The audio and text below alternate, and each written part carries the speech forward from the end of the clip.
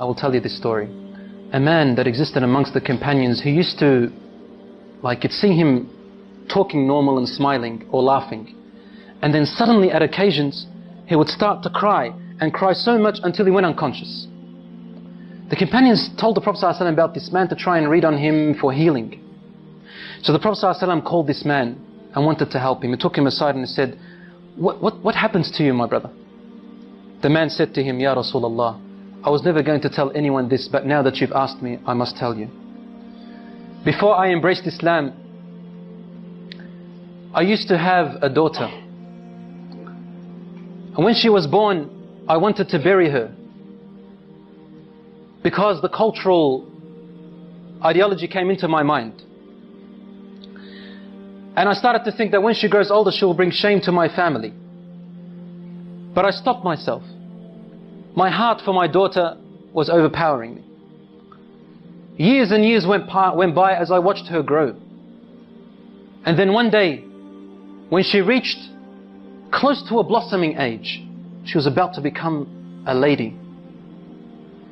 He said, I began to have nightmares and desperation and distress. The pain of my culturalism came into me, thinking of the shame that my daughter is going to bring with me if she walked off with another fellow and brought shame to all my ancestors.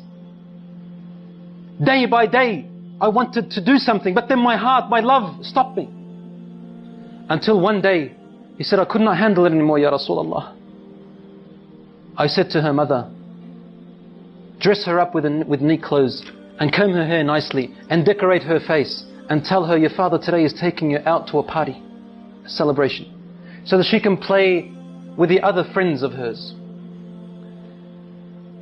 The mother knew that the father was up to a plot and a plan. So she dressed her daughter up. She combed her hair while she was crying. The mother was crying. And she powdered her face and made her nice while the mother was crying. And the daughter's asking, what's wrong, mother? And the mother would say, nothing, daughter. She's not allowed. Otherwise the husband will beat her. Or probably even kill her. The daughter said, Daddy's taking me out for a celebration. I love my dad. After decorating her, the father came along in the evening. And he took his daughter. The wife grabbed her husband's hand and said to him, and whispered to him, but his daughter could hear. And she said some words that made his heart shiver, and the daughter to remember. لا تضيع الأمانة يا رجل. O man, do not lose the trust. Your daughter is your trust.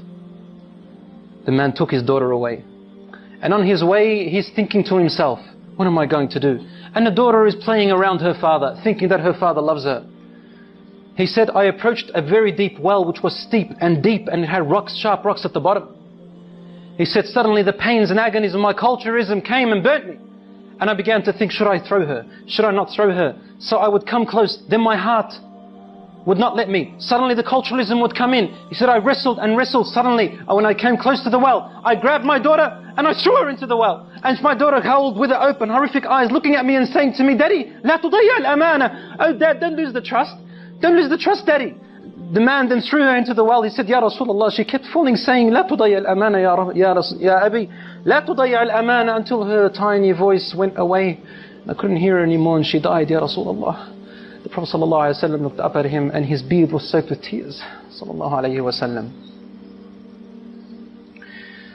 And the Prophet ﷺ's beard was soaked with tears, and he said to him, if Allah subhanahu wa ta'ala was to allow me to punish anyone for the killing and murder of anyone before Islam, I would have started with you. I would have started with you. The Prophet ﷺ was the most compassionate, even to the women. And he used to say to them, Mahlan bil qawarir.